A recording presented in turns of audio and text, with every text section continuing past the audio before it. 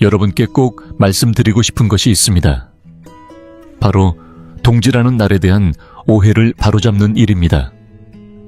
많은 분들이 이 날을 단순히 팥죽이나 만두를 먹는 날 정도로 생각하시지만 그건 정말로 잘못된 인식입니다. 동지는 단순한 절기가 아니라 내년 한 해의 건강과 생명이 좌우되는 중대한 전환점입니다. 오늘 제가 드릴 이야기가 무겁게 느껴지실 수 있습니다. 왜냐고요? 저는 너무나 많은 사람들을 보아왔기 때문입니다. 동짓날 그 의미를 제대로 알지 못해 무심코 잘못된 식사를 하고 그 한 끼로 인해 몸을 망가뜨리고도 전혀 자각하지 못한 채 SNS에 오늘 동지 잘 챙겼다며 웃으며 인증샷을 올리는 사람들 말입니다. 저는 그런 모습을 볼 때마다 가슴이 아픕니다. 예전부터 동지는 작은 설이다 라는 말이 있었지만 요즘 젊은이들은 이 말의 깊은 뜻을 이해하고 있는지 의문입니다. 이 말은 동짓날을 설날보다 더 성대하게 보내라는 뜻이 아닙니다. 그 말의 진짜 의미는 몸과 건강의 관점에서 보면 동짓날이 설보다 훨씬 더 중요한 날이라는 뜻입니다. 왜 제가 물리적인 원리로 설명드리느냐고요? 그게 가장 쉽게 이해되기 때문입니다. 여러분, 꼭 기억하세요. 한의학은 곧 물리이고 우리 몸은 작은 우주입니다. 동짓날은 음력이 아닌 양력 달력을 봐도 알 수 있습니다. 북방구에서 이날은 해가 가장 짧고 밤이 가장 긴 날입니다. 태양은 남회 귀선 쪽으로 멀리 물러나 있고 밖은 얼어붙을 만큼 춥고 땅은 흔들릴 듯 음기가 극에 달한 시점입니다. 그런데 기억하십시오. 음이 극에 달하면 반드시 양이 시작되는 법, 이게 바로 천도의 이치입니다. 가장 차갑고 어두운 그 순간 땅속 깊은 곳, 다시 말해 여러분 몸속 가장 깊은 곳에서 아주 미약한 양기가 처음으로 피어오르기 시작합니다. 이것을 우리는 양기생기라고 부릅니다. 몸을 마치 땅속 깊은 겨울굴처럼 상상해 보십시오. 그 양기는 갓 돋아난 여린 새싹 한 줄기이자 이제 막 불이 붙으려는 가녀린 성냥불 한 점입니다. 이 불꽃이 약하냐고요? 너무나 약합니다. 살짝만 바람이 불어도 금세 꺼져버릴 정도고 그 새싹은 너무 여려서 발끝으로 살짝만 밟아도 금세 지식여져버립니다. 하지만 여러분, 이 아주 미세한 양기의 불씨야말로 내년 여러분 건강의 씨앗이 됩니다. 내년에 몸이 가뿐하게 움직이고 심장이 힘차게 뛰고 손발이 따뜻하게 유지될 수 있느냐는 바로 이 씨앗이 살아남느냐에 달려 있습니다. 만약 여러분이 동짓날 이 씨앗을 따뜻하게 잘 감싸주고 지켜낸다면 그것은 마치 새싹 위에 포근한 이불을 덮어주는 것이고 꺼질 듯한 불씨 앞에 손으로 바람을 막아주는 것과 같습니다. 그렇게만 하면 봄이 오는 순간 이 양기가 온몸으로 퍼져나가고 여러분의 건강도 자연스럽게 좋아지는 겁니다. 만약 여러분이 동짓날에 제대로 알지 못한 채 몸을 차갑게 만드는 음식들을 먹거나 기운을 소모하는 행동을 한다면 그건 무엇과 같을까요? 갓 피어난 작은 불꽃 위에 얼음물을 그대로 붓는 것과 같습니다. 아니면 갓 땅을 뚫고 올라온 여린 새싹 위를 무거운 군화로 짓밟는 것과 다를 바 없습니다. 그 여린 불꽃은 순식간에 꺼지고 그 연약한 생명은 싹도 피우지 못한 채 사라지는 겁니다. 이 작은 불씨와 여린 새싹은 바로 내년 여러분 몸속 건강의 씨앗이었습니다. 그런데 그걸 이렇게 짓밟아 버린다면 도대체 내년을 무엇으로 버텨내시겠습니까? 그래서 제가 단언하듯 말씀드립니다. 이건 단순히 한 끼 밥을 먹는 문제가 아닙니다. 이건 자신의 목숨을 걸고 밥상 앞에 앉는 일입니다. 지금 그 밥상 위에 놓인 것이 음식이 아니라 여러분의 운명일 수도 있다는 사실을 반드시 기억하셔야 합니다. 제가 직접 겪은 실제 이야기를 하나 들려드리겠습니다. 이게 바로 음양의 이치를 모르고 살았을 때 어떤 결과를 맞게 되는지 보여주는 사례입니다. 재작년쯤 40을 조금 넘긴 남성 환자 한 분이 저를 찾아왔습니다. 이분은 금융업에 종사하며 큰돈을 벌던 사람이었고 평소에도 건강관리에는 상당히 신경을 쓰던 분이었습니다. 그런데 무엇을 믿었느냐 하면 서양식 영양 이론만을 철석같이 믿었습니다. 채소와 과일은 날 것으로 먹어야 영양이 살아있고 익히면 다 망가진다고 굳게 믿고 있었던 겁니다.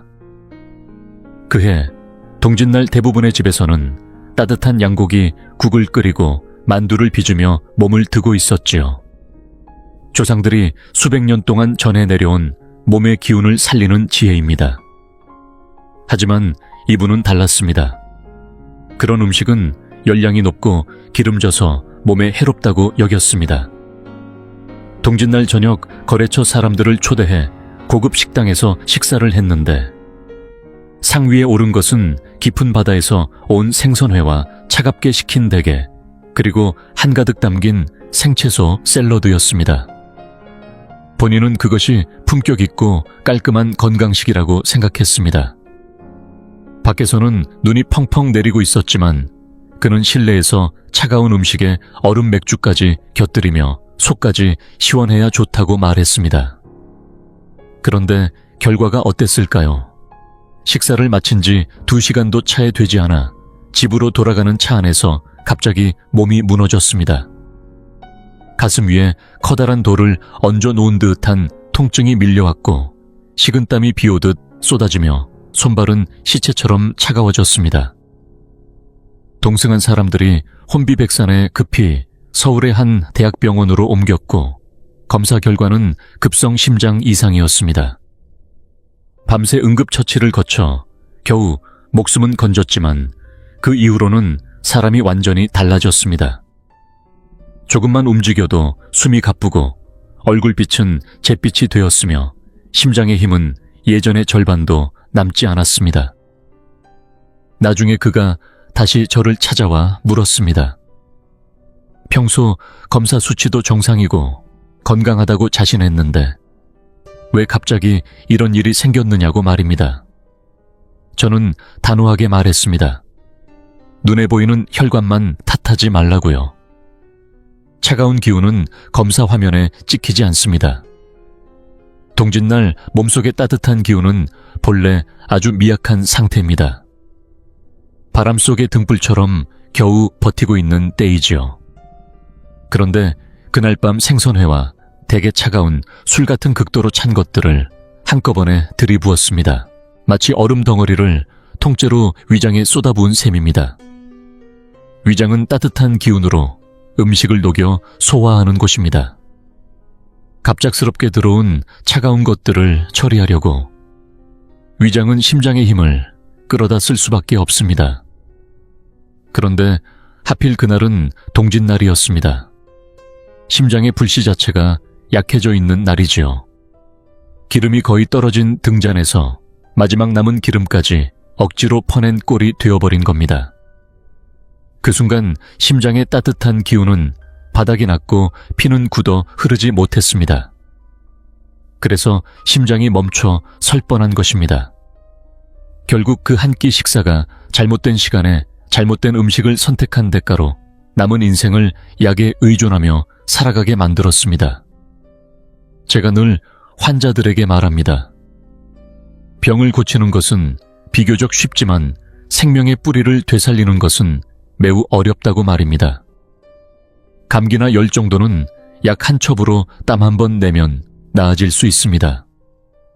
하지만 자신의 뿌리를 스스로 잘라버린 경우라면 그건 신의 손을 빌려도 쉽지 않습니다. 동짓날의 움트는 그 작은 따뜻한 기운의 씨앗. 바로 그것이 여러분 몸의 뿌리라는 사실을 절대 잊어서는 안 됩니다. 요즘 젊은 여성들 사이에 유행하는 게 뭔지 아십니까? 한겨울에도 짧은 치마를 입고 발목을 훤히 드러낸 채 돌아다니는 겁니다. 동짓날인데도 아이스크림을 퍼먹고 찬 우유에 얼음을 띄워 마시며 이게 행복이다 라고들 합니다. 어르신들도 마찬가지입니다. 냉장고에서 꺼낸 찬 밥과 반찬을 그냥 아까워서 드시는 분들 많습니다. 여러분, 이런 걸 단순한 습관이라고 생각하십니까? 아닙니다. 오늘 찬물 한 바가지를 붓고 내일 또 한 바가지를 붓다 보면 결국 그 불씨는 살아남을 수가 없습니다. 그렇게 시간이 흐르고 나서야 손발이 늘 시리고 온몸이 아무리 덮어도 따뜻해지지 않는다고 하소연합니다. 생리통이 매달 침대에 쓰러질 만큼 심해지고 겨울만 되면 기침이 떨어지지 않아 고생하고 나중에는 병원에 가서 검사를 해보니 덜컥 암이라는 진단까지 받게 되는 겁니다. 그때야 뒤늦게 저를 찾아오며 살려달라고 하시는데 제가 해드릴 수 있는 말은 단 하나입니다. 이미 수년 전 어느 동짓날 당신 스스로 그 생명을 살릴 수 있는 불씨를 그 어린 양기에 싹을 손으로 꺾어버린 겁니다. 여러분, 지금 이 이야기는 그저 겁을 주려는 게 아닙니다. 저는 지금 단단한 몽둥이 하나 들고 여러분을 정신 차리게 하려고 온 겁니다. 이건 단순한 식사 이야기가 아닙니다. 생명과 연결된 아주 중요한 이야기입니다. 이제는 마음속에 어떤 울림이 조금은 생기셨겠지요. 그렇다면 동짓날 이 밥상에서 함부로 고르지 말아야 한다는 걸 분명히 기억하십시오. 이쯤 되면 분명히 물어보실 겁니다. 도대체 어떤 음식들이 그렇게 위험하다는 말입니까? 시장에서 파는 거고 다들 좋다고 하는데 뭐가 문제냐고 말이죠. 하지만 정말 무서운 적은 항상 칼을 들고 정면으로 오는 게 아닙니다. 웃는 얼굴로 영양 가득하다고 위장한 채 여러분의 식탁 위에 놓인 음식들이야말로 진짜 적입니다. 지금도 당신은 그 음식들을 부모님께 자녀에게 정성스럽게 올리고 있을지도 모릅니다. 하지만 그건 따뜻한 보양식이 아니라 한겨울에 양기의 싹을 날려버리는 냉기의 폭탄입니다. 특히 동짓날엔 절대 피해야 할 5가지 음식이 있습니다. 이 5가지는 보기엔 건강식이고 광고에선 비타민 풍부하다고 말하지만 실제로는 몸을 차갑게 만들고 장기적으로 기를 소모시키는 재앙의 음식들입니다. 지금 당장 작은 수첩을 꺼내 메모하세요. 아무리 눈치 보이는 가족이 먹자고 해도 아무리 음식이 남아 아깝더라도 이 5가지만큼은 동짓날 식탁에 절대 올려서는 안 됩니다. 첫 번째 재앙 음식은 바로 반계절 생채소 샐러드입니다. 요즘 젊은 여성들 사이에서는 클린 식단이다, 다이어트 식사다 하며 샐러드를 한가득 먹는 게 유행입니다. 심지어 동짓날에도 만두 하나 안 먹고 커다란 볼에 생상추, 오이, 방울토마토를 수북이 담고 그 위에 올리브 오일과 식초만 살짝 뿌려서 냉기 가득한 그릇을 들고 먹는 겁니다. 거기다 꼭 따라붙는 말이 있죠. 이 안에 비타민이 가득해요. 식이섬유도 풍부하고 익히면 영양소가 파괴돼요. 생으로 먹어야 진짜 건강식이에요. 여러분, 이런 말은 그냥 헛소리입니다. 잘 생각해보세요. 오이나 토마토는 여름 채소입니다. 왜 여름에 그런 채소가 많이 자랄까요? 날이 덥기 때문에 자연이 우리 몸을 식히라고 그런 찬 성질의 식품을 주는 겁니다. 그런데 지금은 겨울입니다. 그 중에서도 가장 음기가 극에 달하는 동짓날입니다. 밖은 차갑고 몸속은 열기가 부족합니다. 그런 시기에 따뜻한 난방도 안 한 채 비닐하우스에서 억지로 자란 반계절 채소를, 그것도 불도 안 통과시킨 날것 상태로 먹는다. 그게 진짜 건강일까요? 여러분의 위장은 솥과도 같습니다. 뭔가를 먹으면 그 위아래에 불이 붙어야 음식이 익고 익은 음식이 소화되고 영양분이 흡수됩니다. 그런데 지금 뭐 하시는 겁니까? 불도 없이 날도 추운데 차디찬 생야채를 그 위장 속에 던져 넣고 있습니다. 이걸 익히기 위해 위장이 어떻게 하겠습니까? 어쩔 수 없이 몸속의 불씨, 특히 신장에 저장된 소중한 양기를 꺼내다가 그 찬 채소를 드는데 다 써버리는 겁니다.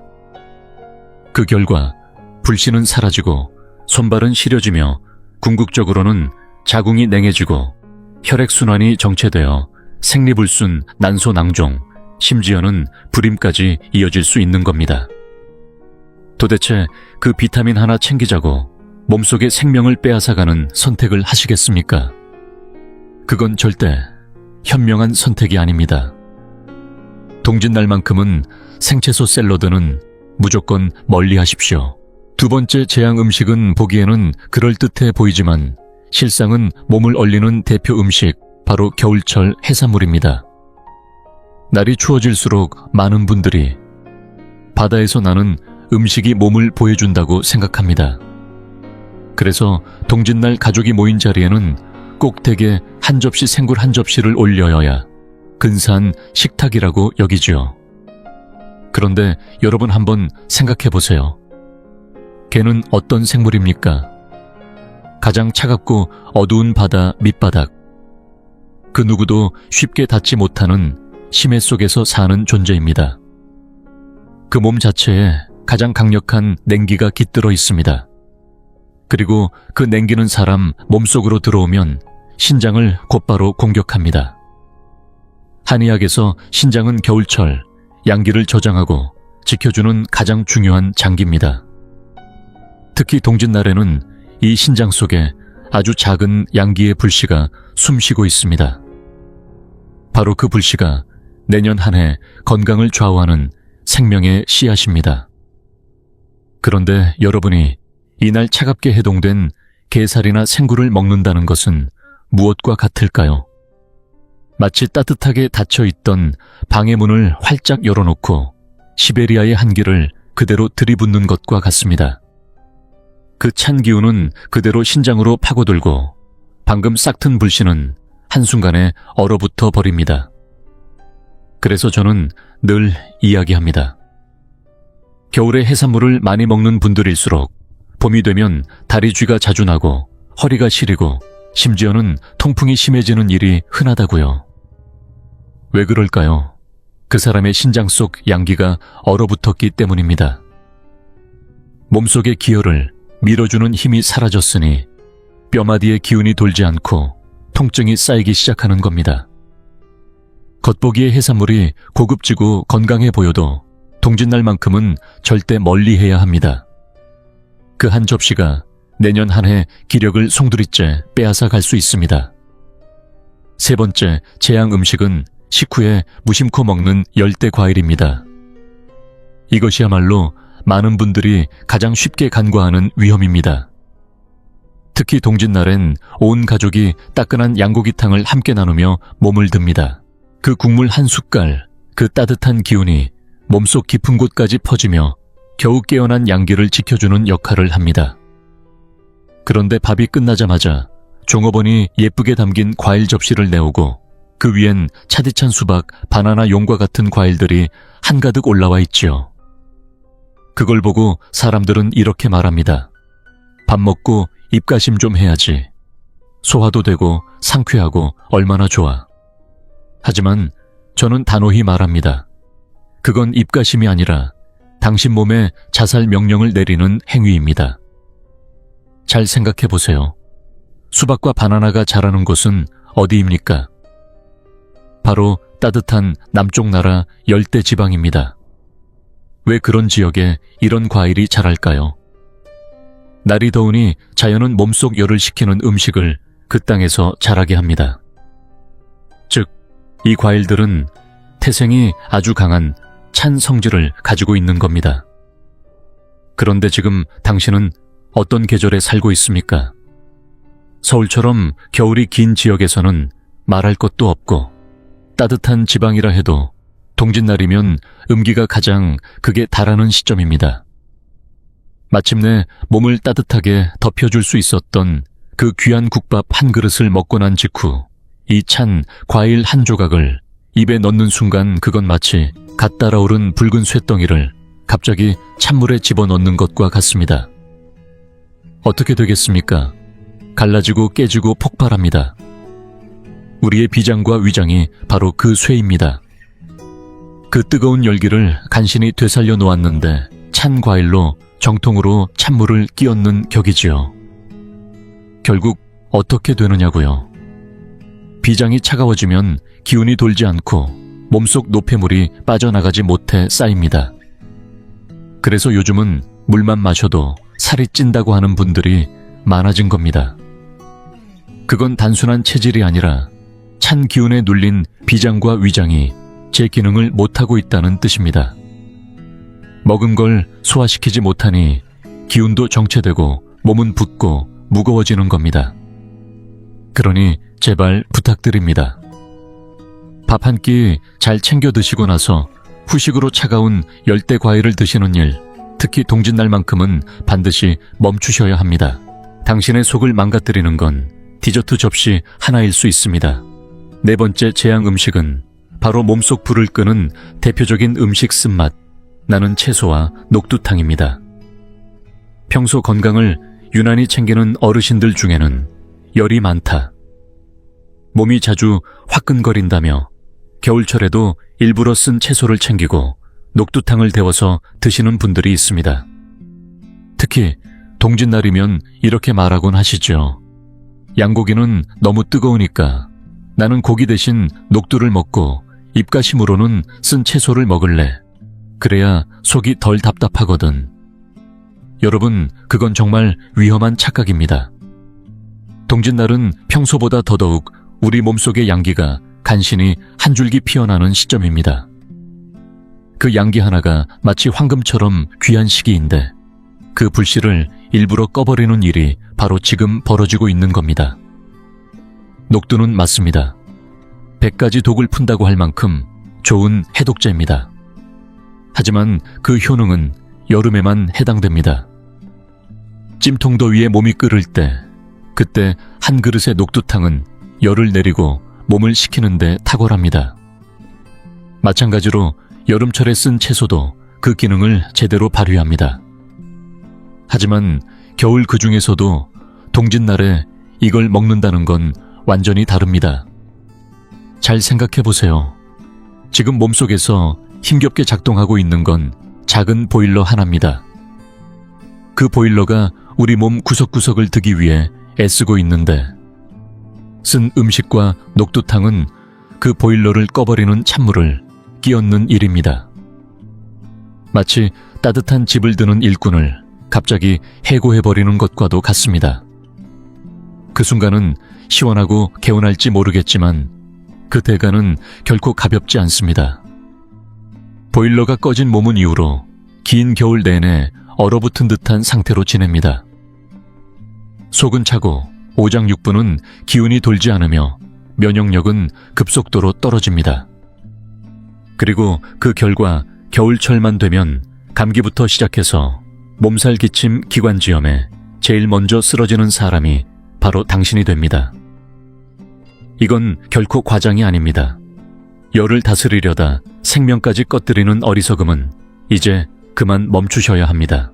동짓날 쓴 음식과 녹두탕은 절대 피해야 할 음식이라는 사실을 꼭 기억하십시오.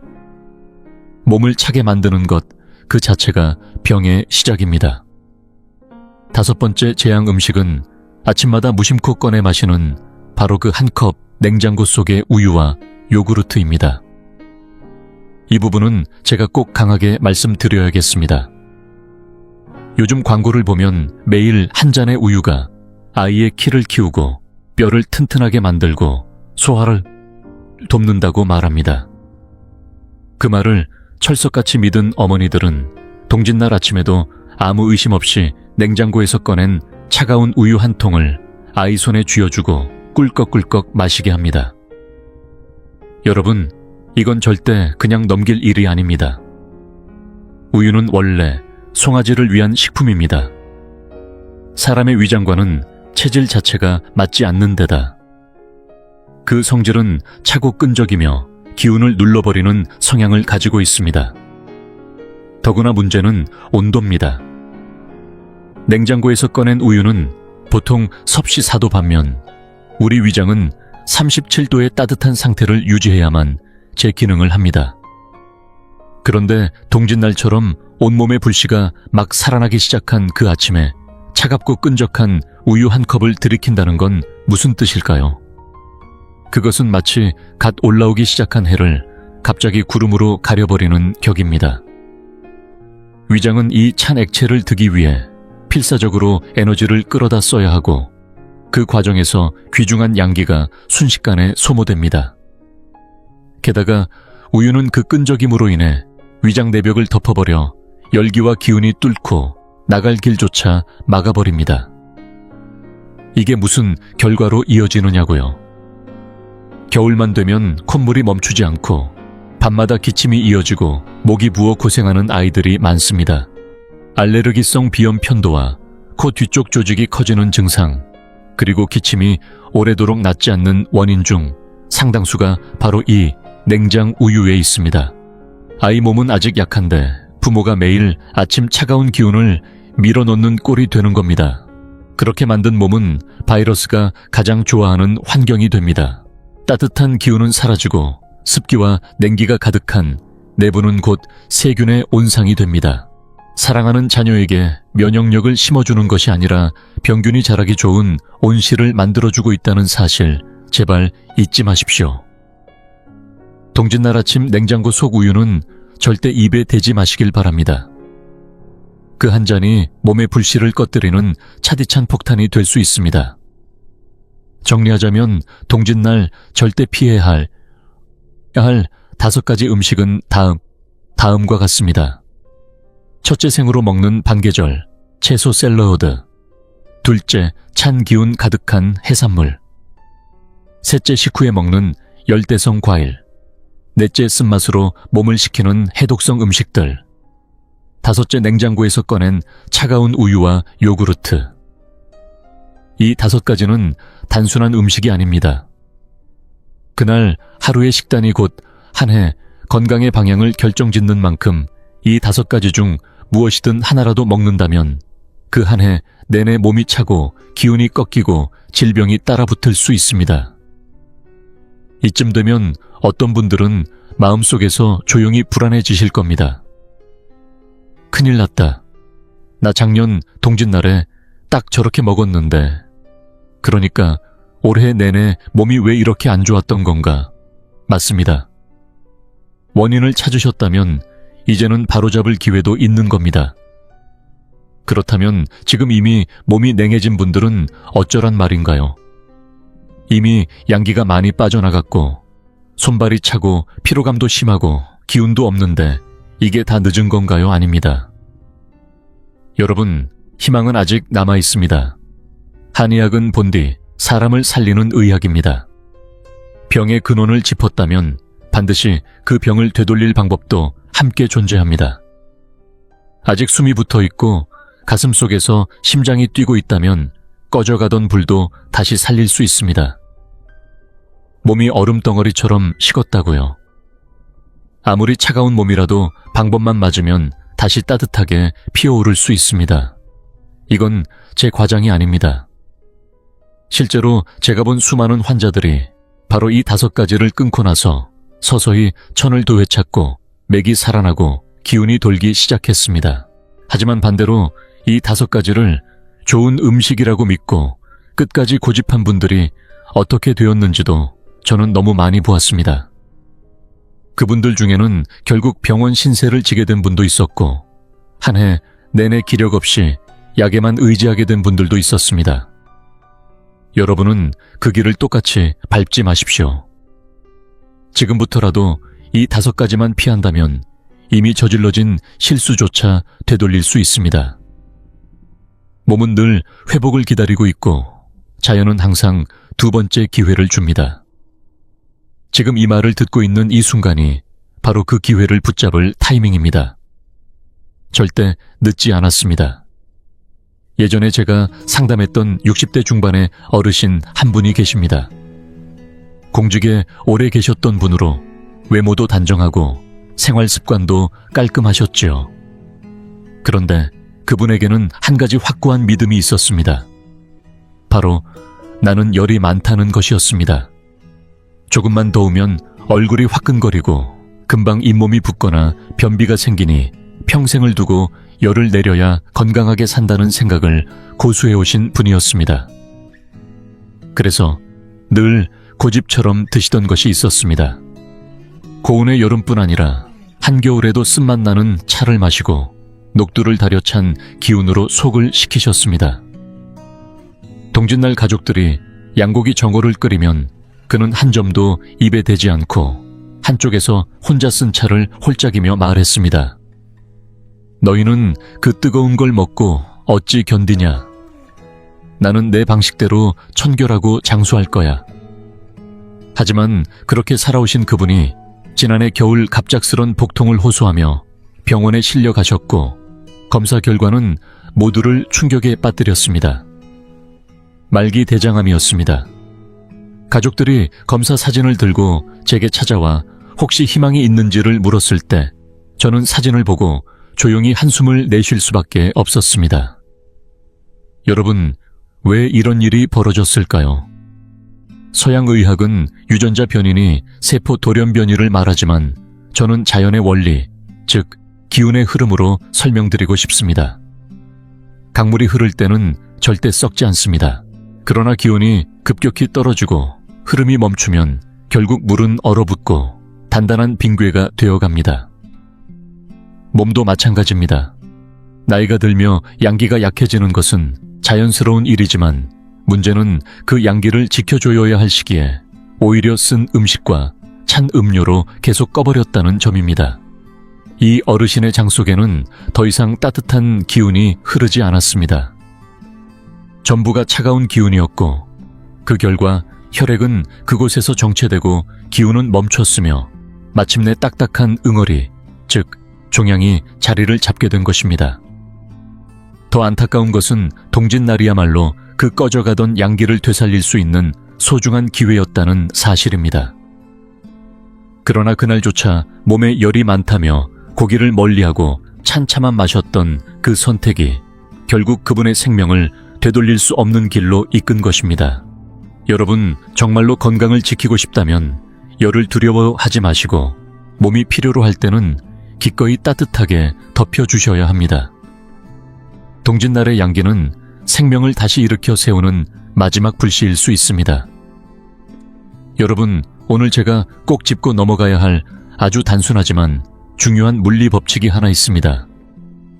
특히 서울이나 강원도처럼 겨울이 매서운 지역에 사시는 분들은 잘 아실 겁니다. 한겨울에 수도관을 보온 없이 방치하면 어떻게 됩니까? 얼어붙습니다. 그런데 단순히 얼기만 하는 게 아니라 얼면서 팽창해 안에서부터 압력이 생기고 결국은 펑 하고 파열됩니다. 이유는 명확합니다. 물이 얼면 부피가 늘어나기 때문입니다. 자, 이제 이 원리를 우리 몸에 대입해 보겠습니다. 혈관도 결국은 물이 흐르는 관입니다. 만약 동짓날같이 음기가 극에 달한 날에 여러분이 냉기 가득한 음식 5가지를 그대로 먹는다면 어떻게 될까요? 여러분의 혈액은 따뜻한 흐름을 잃고 점차 차가운 얼음 알갱이처럼 굳어지기 시작합니다. 그렇게 굳은 피는 혈관을 점점 밀어내고 결국은 어디선가 터지거나 막히게 되는 겁니다. 가슴에서 막히면 심근경색, 머리에서 막히면 뇌졸중입니다. 여러분도 경험 있으실 겁니다. 매년 겨울만 되면 갑작스럽게 쓰러지는 사람들. 특히 밤이나 새벽같이 가장 추운 시간대에 병원 응급실로 실려가는 사례가 유독 많아지는 이유, 바로 이 항이 때문입니다. 이건 단순한 기후가 아닙니다. 우리 몸속에서 벌어지는 물리적인 반응이고 누구에게나 똑같이 적용됩니다. 그리고 그 결과는 너무나도 뚜렷합니다. 실제로 제가 상담했던 한 젊은 여성은 다이어트를 핑계로 동짓날에도 샐러드만 먹었습니다. 과일과 생채소만 가득 담긴 접시 하나로 한 끼를 때운 것이죠. 몇 달 뒤 그녀는 면역력 저하로 인해 병원에 입원했고 남자친구와도 결국 이별을 맞았습니다. 반면 앞서 말씀드린 쓴차만 고집했던 그 어르신은 온 가족이 뜨거운 물수건으로 쌈에도 끝끝내 손발이 따뜻해지지 못한 채 세상을 떠나셨습니다. 그게 바로 양기가 완전히 꺼졌다는 신호입니다. 이처럼 음식 하나가 사람의 운명을 바꿉니다. 이제 다시 묻겠습니다. 여전히 동짓날에 그 한 접시 생선회 몇 점 건강해 보이는 과일 샐러드 한 그릇이 그저 가볍게 넘길 일이라고 생각하십니까? 아닙니다. 그것은 명백히 하늘과 내기를 거는 행위입니다. 단 한 끼의 선택이 당신의 한 해를, 아니 어쩌면 생명을 가를 수도 있습니다. 그리고 그 내기에서 우리는 절대 이길 수 없습니다. 이 사실을 지금 반드시 마음에 새기시기 바랍니다. 제가 지금까지 말씀드린 내용이 혹시 너무 충격적이었나요? 네, 맞습니다. 충격받으셔야 됩니다. 놀라고 두려워야 비로소 행동이 달라지니까요. 그런데 걱정하지 마십시오. 하늘은 항상 살 길도 함께 열어두었습니다. 이미 찬 음식 많이 드셨다고요. 손발이 얼음처럼 차고 온몸이 냉기로 가득하다고요. 괜찮습니다. 아직 숨이 붙어 있다면, 아직 심장이 뛰고 있다면 방법은 반드시 있습니다. 저는 포기하지 않습니다. 몸이 이렇게까지 냉해졌다고요. 그렇다면 지금부터 다시 따뜻하게 피워 올리는 법을 배우면 됩니다.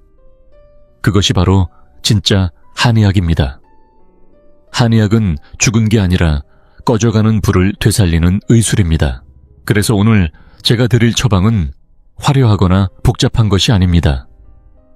단 하나 가장 강력하고도 검증된 비법, 동짓날 반드시 해야 할 한 가지, 그것은 바로 당귀 생강 양고기탕입니다.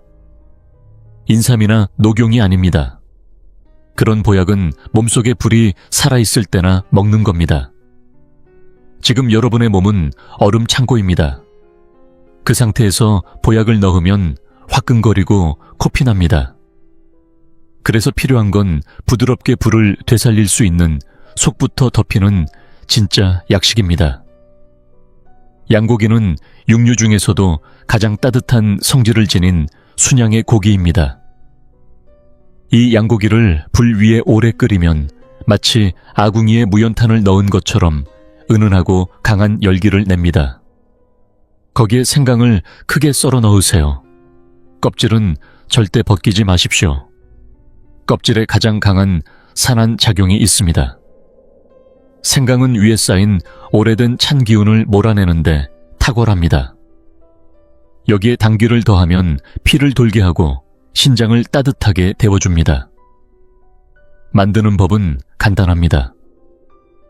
지방이 약간 있는 양고기 600g 정도에 껍질째 생강 크게 두어 조각, 그리고 당귀 15g에서 20g. 이 세 가지를 물에 넣고 푹 끓여주세요. 국물이 우러날 때까지. 그리고 동짓날 아침 온 가족이 함께 둘러앉아 그 국을 한 그릇씩 떠서 마십니다. 그 따뜻한 국물 한 모금이 목을 타고 내려가면서 여러분의 아랫배에 따뜻한 기운이 퍼지고 발끝까지 온열이 퍼질 겁니다. 손끝이 다시 살아납니다. 그것이 바로 양기의 회복입니다. 만약 양고기를 못 드시는 분이라면 대안이 있습니다. 생강을 듬뿍 넣은 계피, 대추, 홍당무차를 끓이세요. 거기에 흑설탕을 살짝 넣으면 비위를 지키고 중심의 열기를 유지할 수 있습니다. 양고기탕만은 못하지만 응급 처방으로 충분합니다. 그리고 하나 더 알려드립니다. 먹는 것만큼 중요한 것이 바로 지압입니다. 동짓날과 삼구 기간 동안 매일 해주셔야 할 동작이 있습니다. 배꼽에 뜸을 뜨는 것 또는 따뜻한 소금 찜질을 해주는 것입니다. 왜냐고요? 배꼽은 우리가 태어날 때 어머니와 연결되어 있던 원기의 통로입니다. 이곳에 열을 넣어주면 그 기운이 온몸으로 퍼져나갑니다. 약숙뜸이 어려우시면 뜨거운 소금 주머니를 배꼽 위에 얹고 누워보세요. 처음엔 피부가 따뜻해지고 점점 복부 깊숙한 곳에서 온기가 살아나는 걸 느끼게 됩니다. 이렇게 꾸준히 해보세요. 손이 풀리고 변이 굳지 않고 밤에 숙면이 찾아옵니다. 그것이 바로 양기가 돌아왔다는 신호입니다. 자, 지금까지 들은 걸 까먹기 쉬우시죠? 그래서 마지막으로 요점 정리 반드시 기억하셔야 할 5가지. 첫째, 절대 생샐러드 드시지 마세요. 몸속 불씨를 그대로 꺼버리는 냉기입니다. 둘째, 찬 해산물, 특히 게와 생굴은 신장을 얼립니다. 셋째, 식후, 과일, 특히 수박, 바나나, 용과 같은 열대 과일은 비위를 폭격합니다. 넷째, 녹두탕 쓴 차는 불을 꺼뜨리는 냉기 음료입니다. 다섯째, 냉장 우유와 요거트는 위장을 꽁꽁 막아 양기를 차단합니다. 이 5가지만 피하시고 반드시 당귀 생강 양고기탕을 드세요. 몸속에 다시 태양을 심는 일, 그것이 동짓날의 진짜 의미입니다. 하지만 여러분, 제가 오늘 이 자리에서 정말로 전하고 싶은 메시지는 따로 있습니다. 이 세상에서 가장 강한 양기는 무엇일까요? 양고기 생강해 뜨는 아침 해 아닙니다. 그것은 바로 당신의 선한 마음입니다. 옛말에 선을 쌓는 집에는 반드시 복이 따른다 했습니다.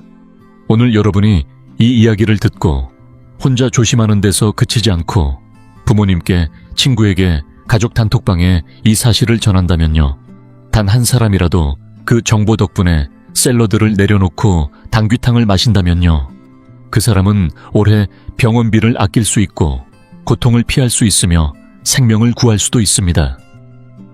그리고 그 공덕은 누구에게 돌아갈까요? 바로 여러분에게입니다.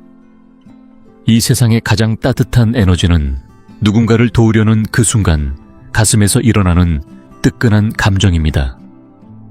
그게 바로 진짜 양기입니다. 악을 막고 병을 막고 복을 부르는 최고의 풍수는 명당도 큰 집도 아닌 바로 마음입니다.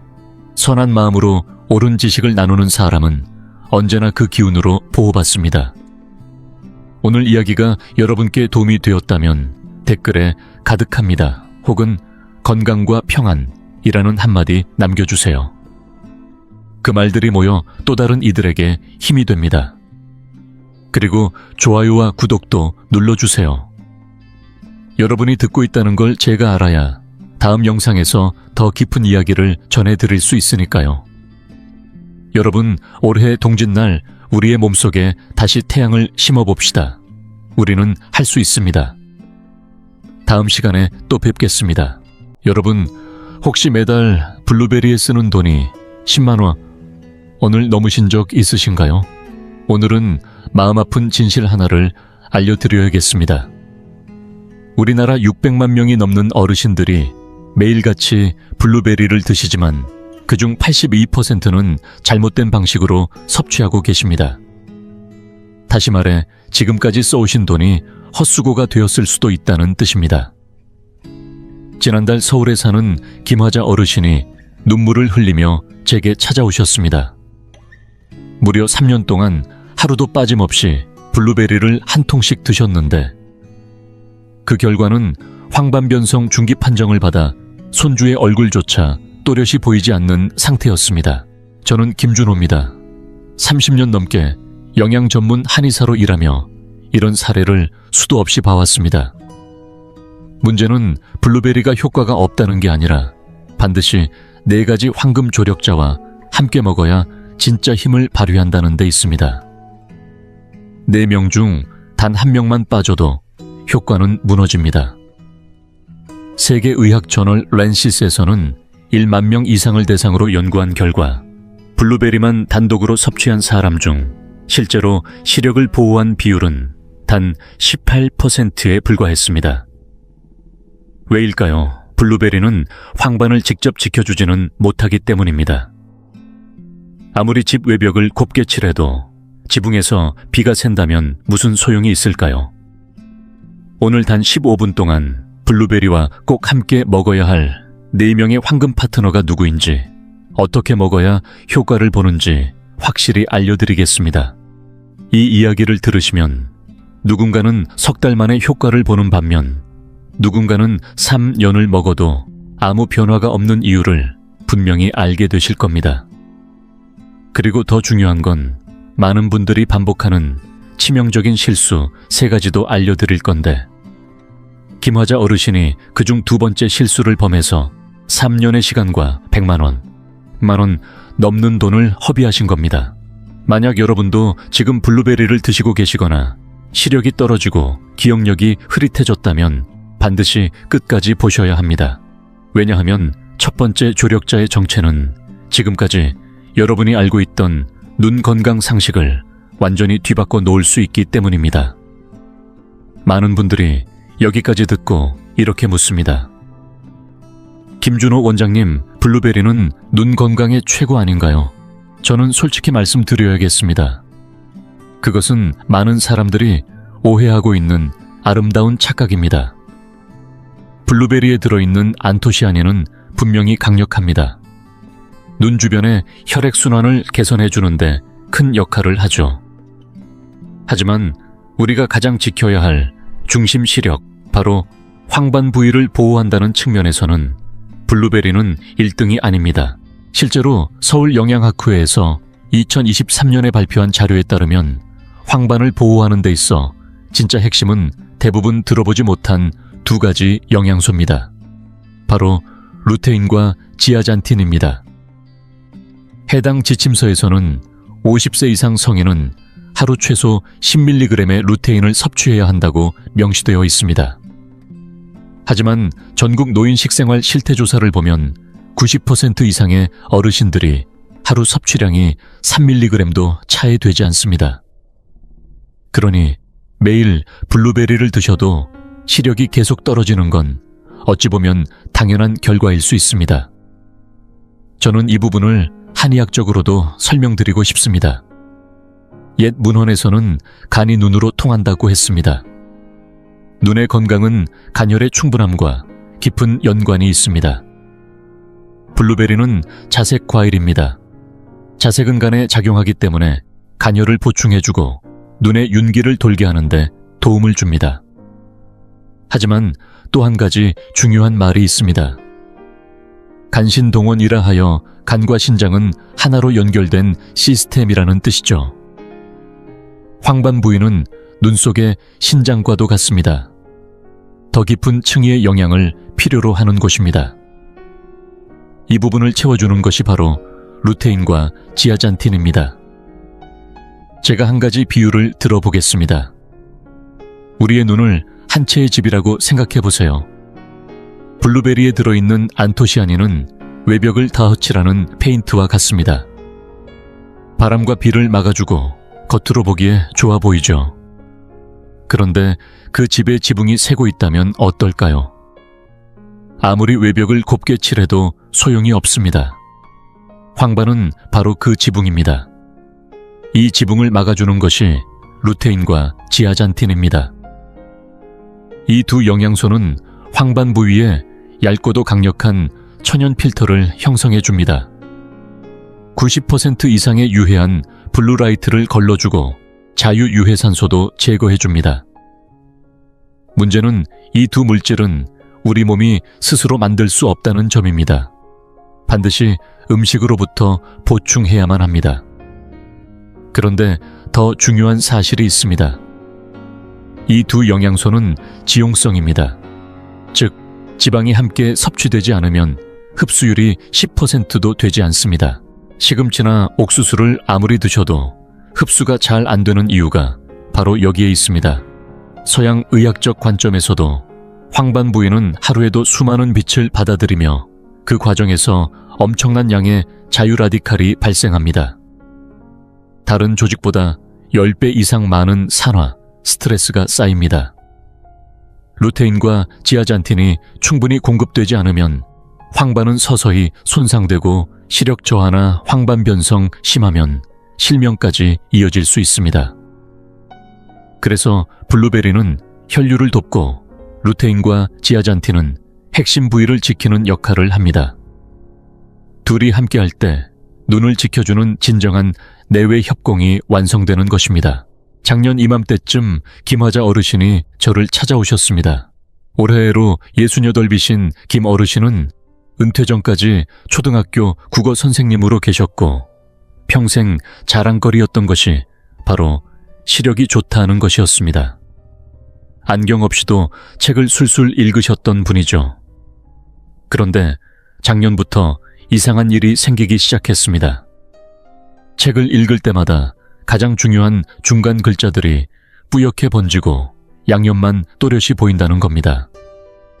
걱정이 되어 인터넷에 검색해 보셨더니 증상이 황반변성과 너무 닮아 있었고 결국 따님과 함께 서울의 안과를 찾으셨습니다. 검사 결과는 예상대로 초기 황반변성. 의사는 루테인을 꾸준히 섭취하라고 권했고 그날부터 김 어르신은 영양제를 챙기기 시작하셨습니다. 하지만 2달이 지나도 아무런 변화가 없었습니다.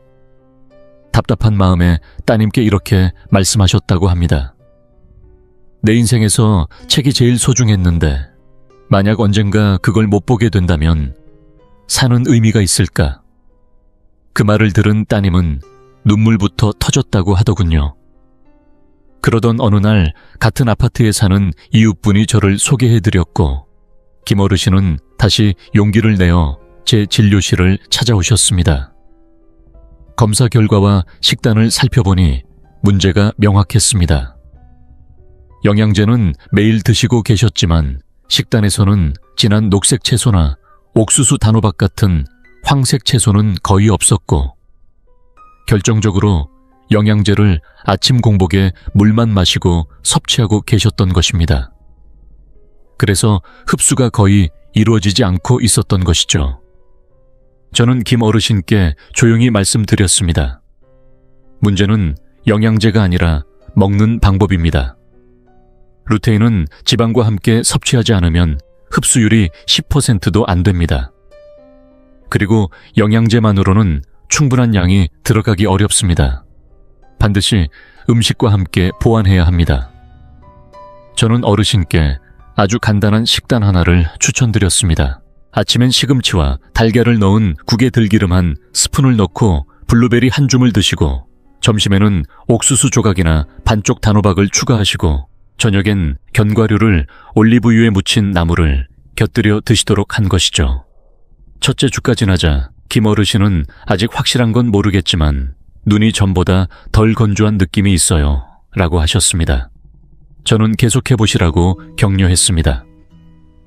둘째 주가 되었을 때는 책을 읽을 때 중앙 글자가 덜 뿌옇게 보여요. 아직 선명하진 않지만 지난주보다 분명 좋아졌어요. 그리고 셋째 주가 되던 날 어르신은 들뜬 목소리로 저에게 전화를 걸어 오셨습니다.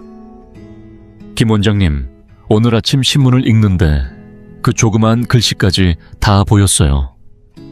딸도 믿질 않아요. 그 후 병원에서 재검을 받았는데 황반 부위가 더 이상 나빠지지 않고 안정 상태라는 소견을 받으셨습니다. 초기 황반 변성에서는 매우 드문 일이죠. 지금 김화자 어르신은 동네 노인정에서 이 방법을 열심히 알리고 다니십니다. 예전엔 눈 건강이란 그냥 핸드폰 덜 보는 거라고만 생각했어요. 근데 이제는 알아요. 무엇을 먹느냐가 더 중요하다는 걸요. 김 어르신의 회복은 단순한 우연이 아닙니다. 바로 첫 번째 황금 파트너, 즉 루테인과 지아잔틴을 블루베리와 함께 제대로 섭취한 결과였습니다. 그런데 여러분, 여기서 끝일까요? 아니요, 아직 부족합니다. 이제부터 말씀드릴 두 번째 황금 파트너는 눈의 촉촉함과 뇌의 민첩함을 좌우하는 열쇠입니다. 혹시 이런 경험 있으신가요? 핸드폰이나 TV를 오래 보고 나면 눈이 뻑뻑하고 마치 모래가 들어간 듯 따갑고 아는 사람 이름이 입안에서 맴돌기만 하고 갑자기 기억이 안 나는 그런 순간들 말입니다. 그런 적 있으시다면 댓글에 숫자 1 한번 남겨주세요. 그건 단순히 나이 들어서 그런 게 아니라 눈과 뇌가 보내는 구조 요청입니다. 바로 지금 두 가지 중요한 영양소가 부족하다는 신호입니다. 하나는 오메가3 지방산, 다른 하나는 비타민 B군. 이 두 가지가 블루베리와 함께 들어갔을 때 비로소 눈은 촉촉해지고 뇌는 다시 또렷해지기 시작합니다. 지난달 저는 박성배 어르신과 함께 새벽에 부산 자갈치 시장을 찾았습니다. 일흔이 넘으신 박 어르신은 젊은 시절 바다에서 일하던 해양기관사셨고 배 타며 평생 바닷고기를 드셨기에 시력만큼은 또렷하기로 유명한 분이었습니다.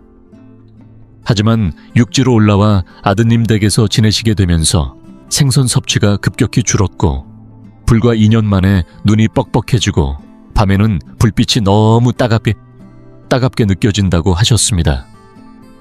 그날 아침 6시 반 시장은 활기가 넘쳤고 생선 좌판마다 다양한 생선들이 가득 진열되어 있었습니다. 박 어르신은 생선 앞에서 망설이시며 물으셨습니다. 김 원장, 내가 뭘 사야 할까요?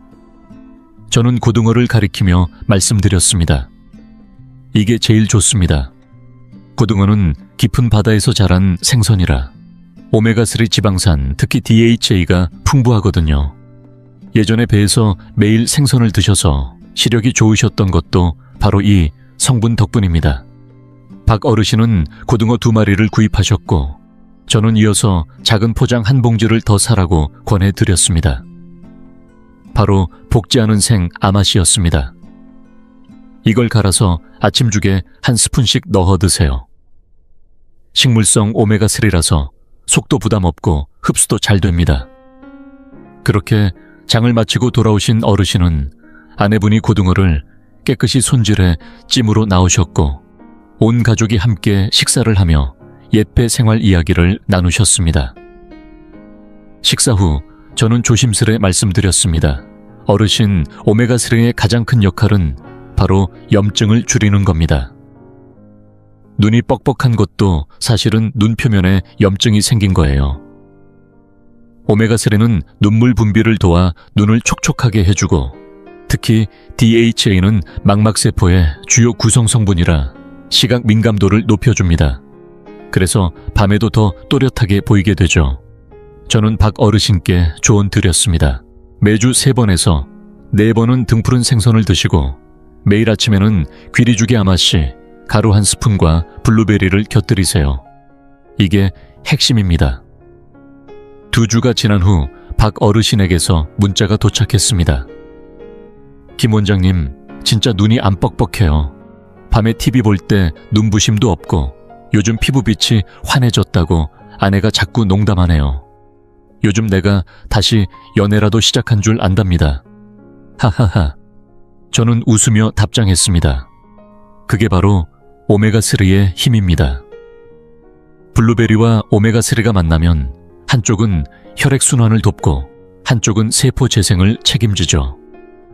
안과 밖이 동시에 튼튼해지는 겁니다. 혹시 여러분도 눈이 자주 건조하고 따갑다고 느끼신 적 있으신가요? 그렇다면 안약만 계속 넣는 걸로는 해결되지 않습니다. 진짜 답은 식단 안에 있습니다. 블루베리의 오메가3 이 조합이야말로 눈을 근본적으로 회복시키는 해답입니다. 며칠 전 동네 공원에서 바둑두는 2 어르신을 우연히 보게 됐습니다. 김영수 어르신과 박재호 어르신 2분은 몇십 년 지기 친구랍니다. 그런데 바둑을 두던 중 박 어르신이 고개를 갸웃하며 한마디 하십니다. 영수 형, 요즘 기억력이 왜 이렇게 좋아졌어요? 지난달엔 내가 어디 뒀는지도 자꾸 까먹더니 이번엔 수순 하나하나 다 기억하잖아. 김 어르신은 웃으며 조용히 대답하십니다. 그럴 줄 알았지. 나한테 비밀 병기가 생겼거든. 박 어르신이 궁금해서 바짝 다가오십니다. 뭔데요? 얼른 알려주어요. 그러자 김 어르신이 말하십니다. 지난달에 김준호 한의사님한테 갔는데 내가 요즘 자꾸 깜빡깜빡한다고 했더니 뇌에 필요한 영양이 모자란 거래. 특히 비타민 B군 중에서도 B칩이랑 엽산이 중요하대. 그걸 블루베리랑 같이 먹어보라 하시더라고. 박 어르신은 놀라며 말합니다. 에이, 나도 블루베리 먹잖아요. 근데 왜 난 그대로죠? 김 어르신은 고개를 끄덕이며 말합니다. 바로 그게 문제야. 그냥 아침에 몇 알만 집어먹는다고 되는 게 아니래. 블루베리는 비군 비타민과 같이 먹어야 효과가 배가 된대. 나는 요즘 아침마다 귀리죽에 블루베리 한 줌 넣고 삶은 달걀 하나, 그리고 돼지간 조그만 조각이나 시금치 무침을 꼭 같이 먹어. 이 음식들이 전부 비타민 B군이 풍부하거든. 박 어르신은 그제야 고개를 끄덕이며 말합니다. 그랬구나. 난 그냥 생블루베리만 먹었지. 그러니 효과가 없지. 김 어르신은 이야기를 이어갑니다. 한의사님 말씀이 비타민 B1B는 신경 전달을 도와주고 엽사는 손상된 신경세포를 회복시킨대. 여기에 블루베리에 안토시아닌까지 더해지면 대뇌에 삼중 보호막을 씌우는 셈이래. 혈액순환이 좋아지고 신경이 재생되고 활성산소까지 제거되니 머리가 맑아지는 거지. 박 어르신이 또 묻습니다. 그래서 지금은 어때요? 느낌이 확 달라졌어요. 김 어르신은 씩 웃으며 말합니다. 전에야 손자 생일도 깜빡하고 지나쳤는데 이번 달엔 미리 일주일 전에 선물 포장까지 다 해놨다니까. 우리 식구들이 전부 깜짝 놀랐어. 마누라가 그러더라고. 당신 혹시 무슨 약 먹는 거 아니냐고. 하하. 박 어르신은 눈이 반짝이며 말합니다. 그럼 구체적으로 뭘 어떻게 먹는 건지 좀 알려줘요. 나도 한번 제대로 해보게. 김 어르신은 주머니에서 휴대폰을 꺼내며 말합니다. 이거 봐요. 김 원장님이 나한테 식단까지 직접 정리해 주셨거든. 아침엔 귀리죽에 블루베리 달걀 시금치 무침, 점심엔 돼지간 조금이나 고기, 저녁엔 현미밥에 브로콜리랑 견과류 한 줌. 이걸 하루 3끼 꾸준히 먹는 거야. 그리고 블루베리는 꼭 같이 먹어야 하고. 박 어르신은 바로 휴대폰을 꺼내 들고 열심히 받아 적습니다. 좋아요. 내일부터 바로 시작할게요. 나도 김형처럼 머리가 반짝반짝 돌아갔으면 좋겠어. 그리고 정확히 2주가 지난 어느 날 다시 공원에서 두 분을 마주쳤습니다. 멀리서 박 어르신이 환하게 웃으며 외치십니다. 원장님, 진짜 효과 있어요.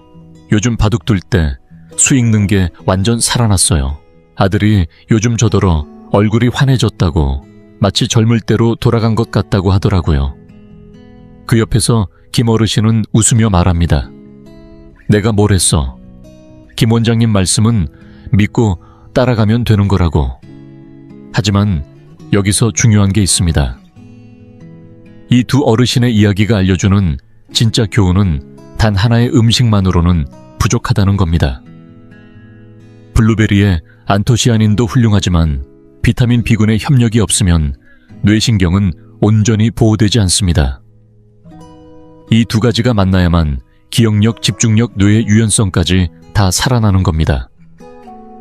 자, 지금까지 말씀드린 오메가3는 염증을 잡고 세포를 회복시켜 눈을 촉촉하게 하고 뇌의 혈류를 맑게 해주고, 비타민 B군은 신경 전달과 재생을 도와 기억력과 집중력을 선명하게 지켜주는 역할을 합니다. 이 두 가지가 블루베리와 함께 작용하면 눈과 뇌를 동시에 지켜주는 이중방패가 되는 것이죠. 그런데 여기서 끝일까요? 아닙니다. 아직 하나가 더 남았습니다. 바로 네 번째, 황금 파트너. 그동안 우리가 너무 익숙해서 오히려 잊고 지낸 존재입니다. 그런데 이 녀석이 앞에 세 가지 효과를 한 단계 더 끌어올려줍니다. 사실 이건 우리 조상님들 때부터 먹어온 음식입니다. 그런데 대부분의 사람들은 이게 그렇게 강력한 힘을 가지고 있다는 걸 잘 모릅니다. 여러분, 혹시 이런 말 들어보셨나요? 호두는 머리에 좋다. 이 말을 믿으시나요? 어떤 분들은 그거 미신 아니야. 모양이 뇌랑 비슷하다고 그런 거지. 무슨 과학적 근거가 있어. 하고 웃으실지도 모르겠습니다. 그런데 말이죠. 조상들의 말씀이 그냥 만들어진 게 아닙니다. 다만 어떻게 먹느냐가 달랐을 뿐입니다.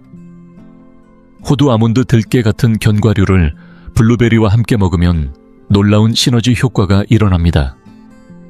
단독으로 먹는 것보다 훨씬 더 강력한 결과를 낳습니다. 왜 그런지 3가지 관점에서 설명드릴게요.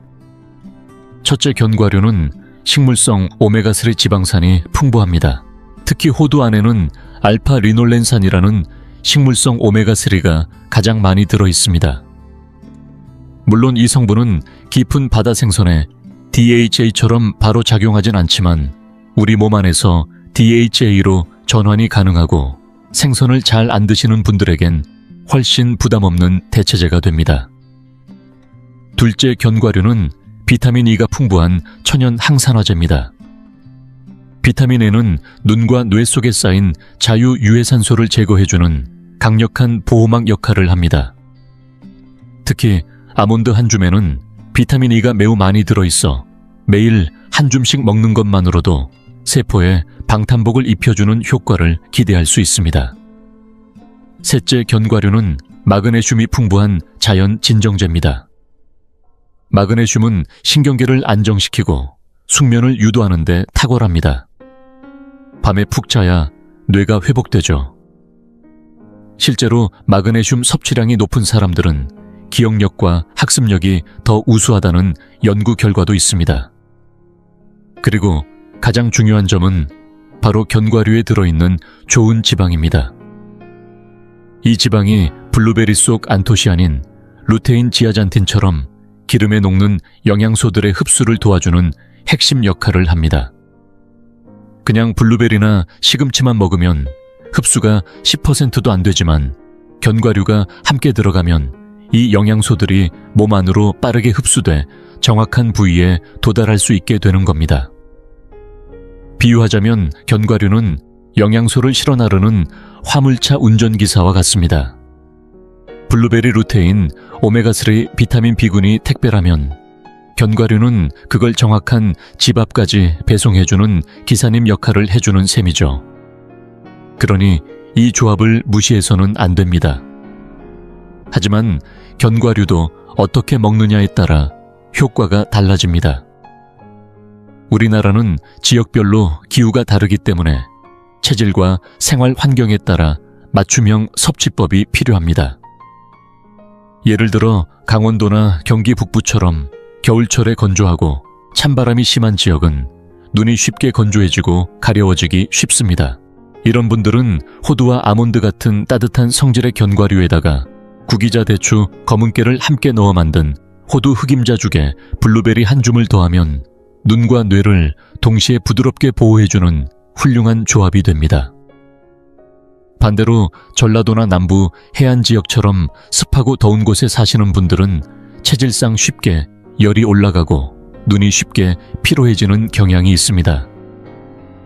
이럴 때는 마카다미아 캐슈넛처럼 성질이 부드럽고 담백한 견과류를 선택하고 블루베리와 함께 키위 플레인 요거트를 섞어 견과류 과일 요거트처럼 드시면 상쾌하고 속도 편안합니다.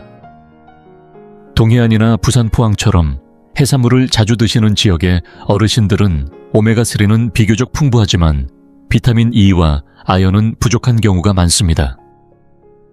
이럴 때는 해조류인 다시마 김미역 등을 활용해 견과류와 함께 드시면 눈의 산화, 스트레스를 줄여주는데 큰 도움이 됩니다.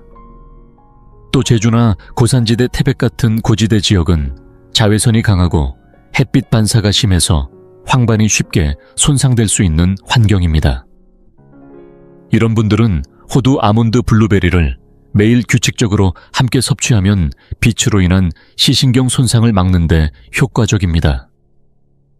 똑같은 음식을 먹더라도 내가 사는 지역과 내 몸 상태에 맞게 조절하면 효과는 훨씬 더 커집니다. 이것이 바로 우리 전통에서 말하는 땅의 기운과 몸의 성질에 따라 음식을 다르게 먹는 지혜입니다. 이쯤에서 저는 아주 특별한 사례 하나를 여러분께 소개해 드리겠습니다. 바로 천대엽 어르신의 21일 식단 일기입니다. 천 어르신은 올해 74세로 서울 은평구에 사시고 은퇴 전에는 기계 설계 일을 하신 엔지니어셨습니다. 최근 몇 년 사이 기억력이 부쩍 떨어졌고 책을 읽어도 집중이 잘 안 된다며 혹시 치매 초기 아닐까 걱정을 많이 하셨습니다. 그래서 제가 천 어르신께 아주 간단한 식단 하나를 짜드렸습니다. 아침엔 호두 2알, 아몬드 10알생, 블루베리 한 줌, 귀리죽 한 그릇. 점심은 평소대로 저녁엔 자색 양배추, 샐러드 한 접시를 더하도록 했습니다.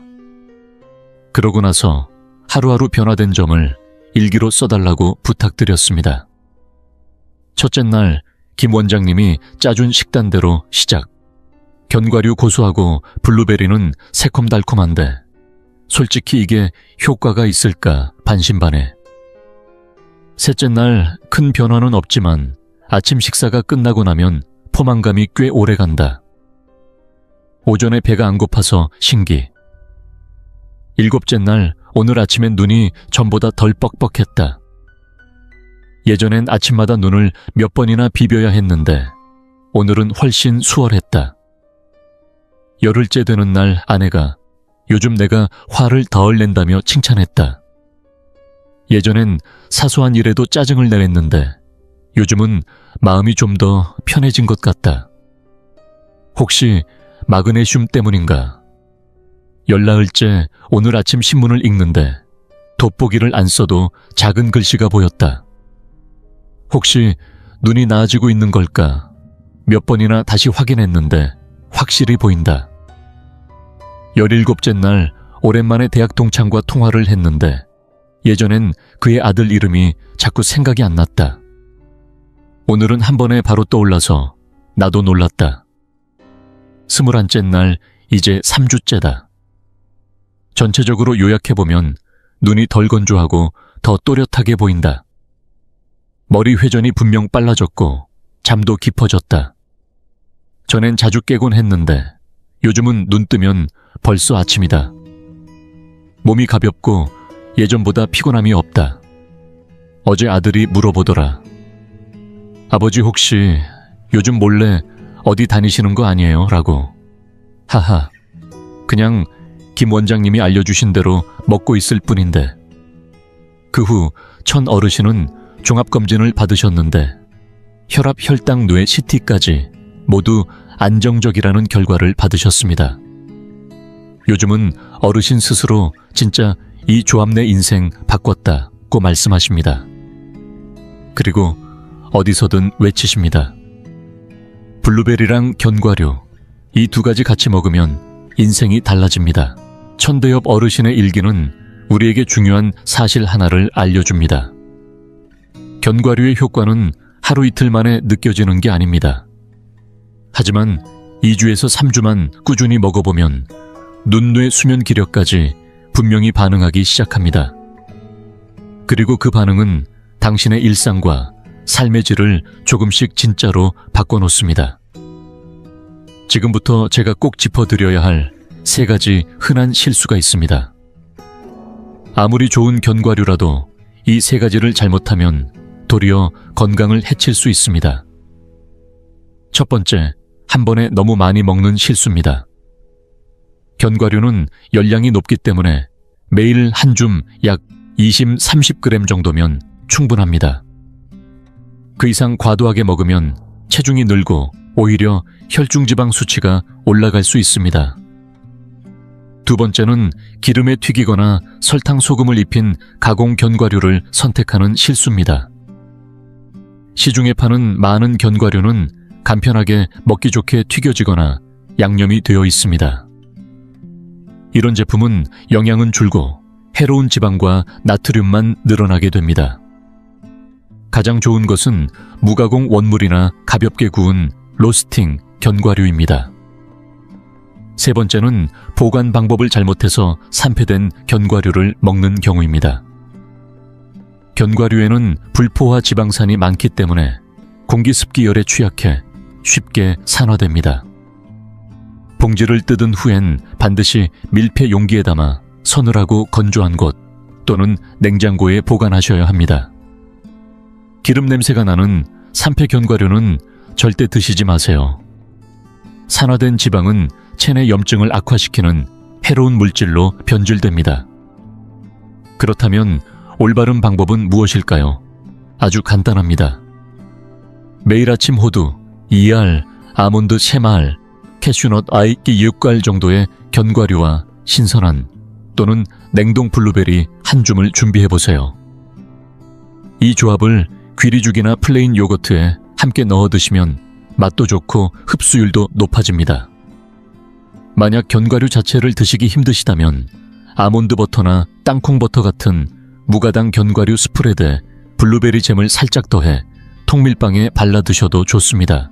이제 저는 여러분께 4명의 조력자, 아니 5명의 황금 동료를 모두 소개해드렸습니다.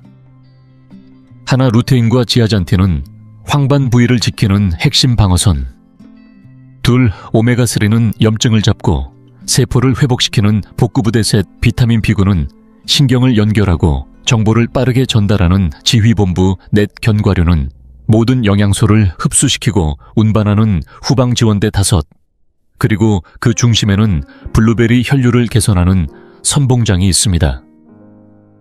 이 5가지는 마치 한 부대의 작전팀처럼 각자 역할이 다릅니다. 하나라도 빠지면 균형이 무너지고 이기는 전투가 지는 전투가 될 수 있습니다. 단일 식품으로는 절대 완전한 효과를 볼 수 없습니다. 이 5조합이 함께할 때 비로소 눈과 뇌를 동시에 지키는 철벽 방어선이 완성되는 겁니다. 저는 여러분께 꼭 이 말을 전하고 싶습니다. 블루베리 하나만 먹는 건 낭비입니다. 조합해서 먹는 것이 진짜 지혜입니다. 이 말을 오늘 주변 분들에게 꼭 전해주세요. 당신의 가족과 친구들에게도 이 정보가 반드시 도움이 될 겁니다. 하지만 여러분, 마지막으로 꼭 말씀드려야 할 게 있습니다. 이 조합이 마치 만병통치약처럼 하루 이틀 먹었다고 바로 효과가 나는 건 아닙니다. 이미 녹내장, 백내장, 당뇨망막병증처럼 M중증 안과 질환이 있다면 반드시 의료기관에서 치료를 먼저 받으셔야 합니다.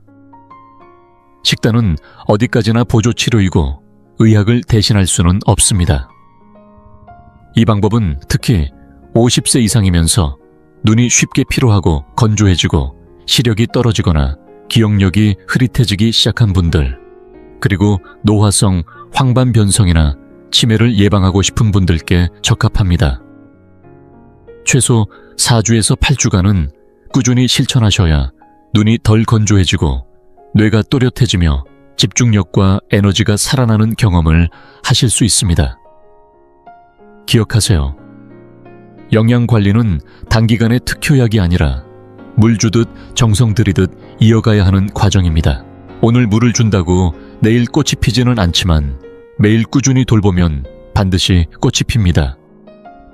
그리고 꼭 기억하셔야 할 게 있습니다. 아무리 식단이 완벽해도 생활 습관이 무너지면 효과는 반감됩니다. 매일 10시간 스마트폰 화면을 들여다보고 밤새도록 잠을 안 자면 아무리 블루베리를 먹어도 아무 소용이 없습니다. 충분한 수면 규칙적인 눈 휴식, 가벼운 산책과 바깥 공기, 그리고 적절한 햇빛 노출, 이런 기본이 지켜진 위에 식단은 꽃처럼 피는 보완책입니다.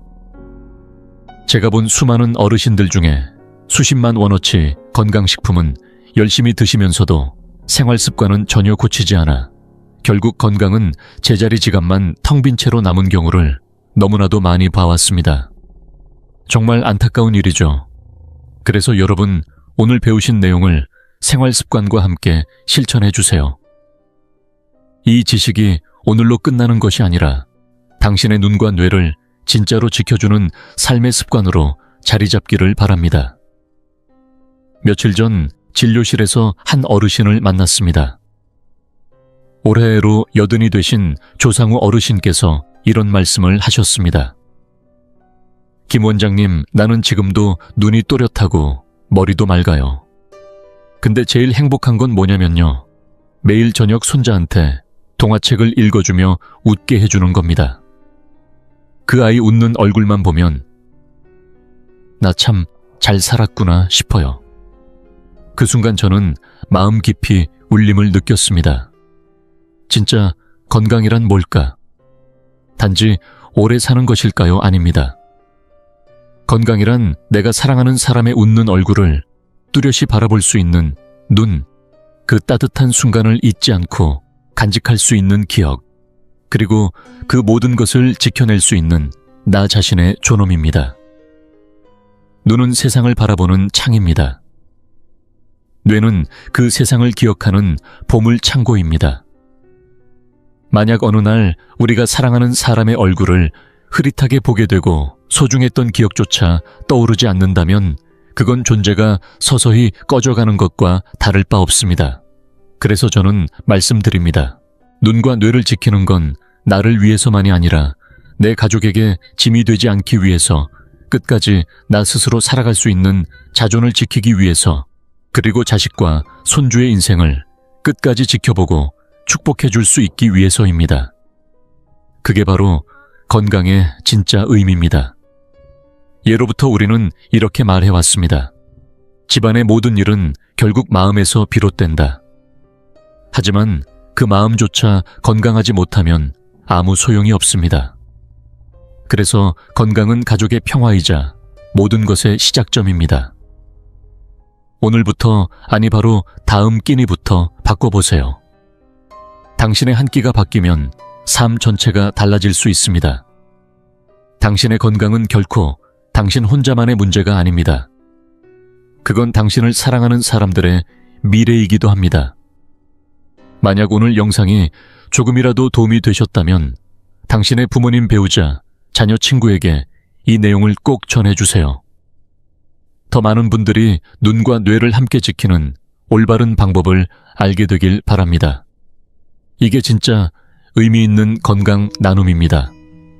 댓글로 오늘 어떤 점을 새롭게 알게 되셨는지, 혹시 궁금한 점이 있다면 남겨주세요. 제가 최대한 정성껏 답변 드리겠습니다.